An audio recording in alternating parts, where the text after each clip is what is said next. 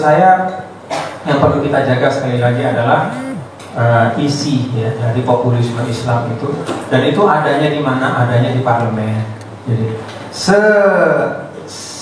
pesimisnya kita ya, Givari tadi, pesimisnya kita terhadap perilaku elit politik ya, khususnya di Jakarta misalnya, itu tidak boleh membuat kita putus asa, karena sekali lagi kita memilih ya, secara sadar jalan ini.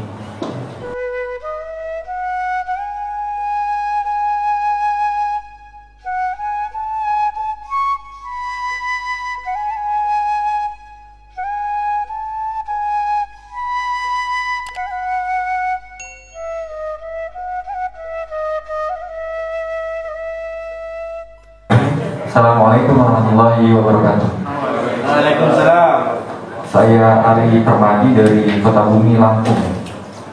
Ya, menarik tadi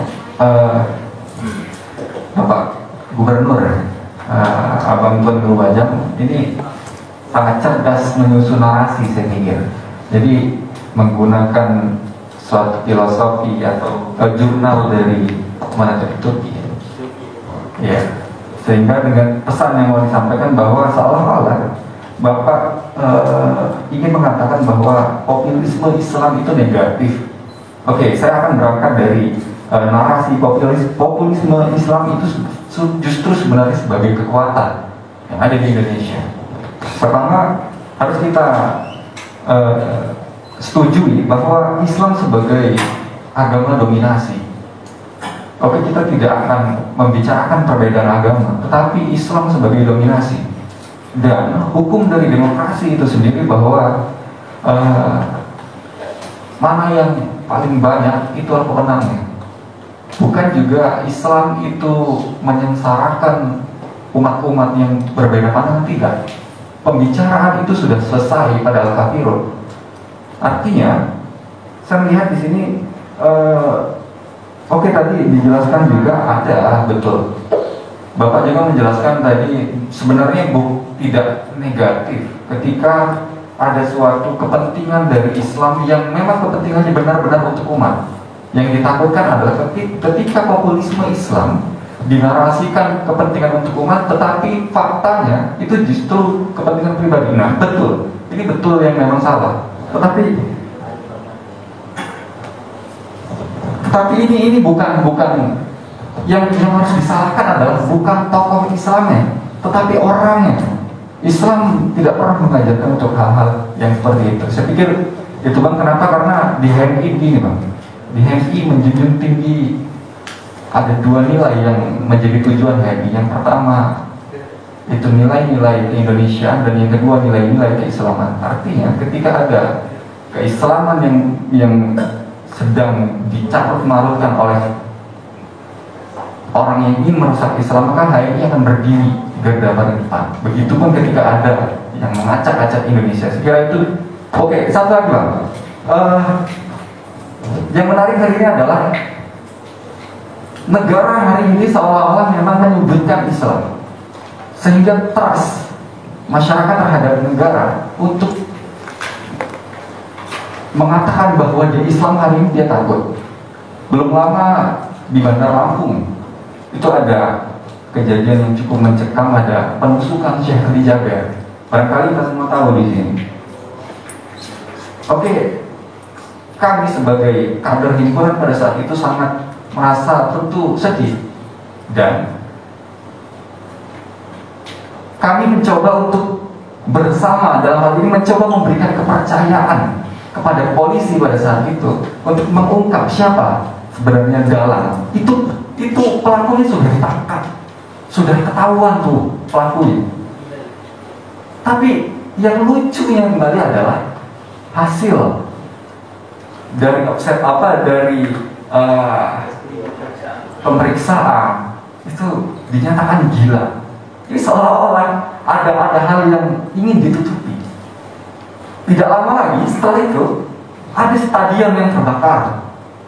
Kemudian setelah stadion ada rumah sakit yang terbakar. Seolah-olah ada suatu desain yang ingin mencoba menutupi tragedi penusukan itu. Saya kira itu Bang, bila taufiq wal hidayah yakin usah sampai. Wassalamualaikum warahmatullahi wabarakatuh. Waalaikumsalam warahmatullahi wabarakatuh.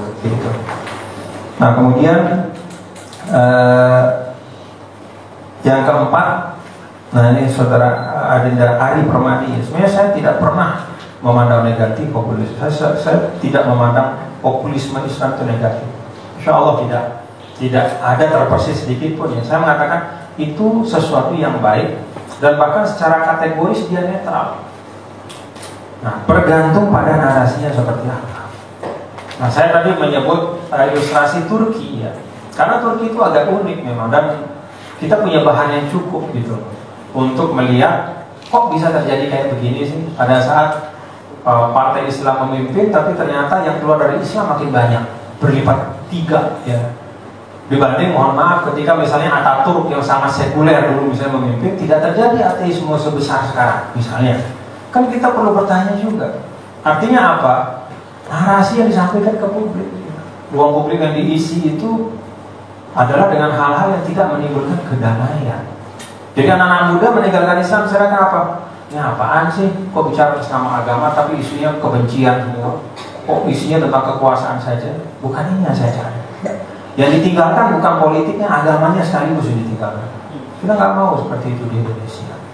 Nah, karena itu menurut saya yang perlu kita jaga sekali lagi adalah isi ya, dari populisme Islam itu, dan itu adanya di mana? Adanya di parlemen. Jadi pesimisnya kita ya, Gifari tadi, sepesimisnya kita terhadap perilaku elit politik ya, khususnya di Jakarta misalnya, itu tidak boleh membuat kita putus asa. Karena sekali lagi kita memilih ya, secara sadar jalan ini. Ini jalan yang kalau dalam siasah syariah itu wilayahnya memang bukan al-haqqul mutlaq awil batilul mutlaq wa innamat tarjih bainal maslahah wal mafsadah. Nggak ada memang yang hitam putih. Karena itu kan politik itu dalam konstruksi berislam itu ruangnya bukan ruang akidah. Politik itu ruangnya ruang muamalah, bukan ruang akidah. Hanya orang Syiah yang menganggap politik itu ruang akidah. Cuma kita ini kadang-kadang aneh, sama Syiah marahnya luar biasa. Tapi perilaku politik kita meletakkan politik itu seakan-akan lebih dari segalanya. Beda aspirasi politik langsung melontarkan kecaman, menuduh munafik segala macam. Padahal sekali lagi siasah laisat minal aqidah wa innama minal muamalah. Satu. Yang kedua, as-siyasah laisat minal usul wa innama minal furu'. Siasah atau politik itu bukan pokok agama, sehingga tidak bisa mengukur keislaman seseorang ya, hanya dari pilihan politiknya.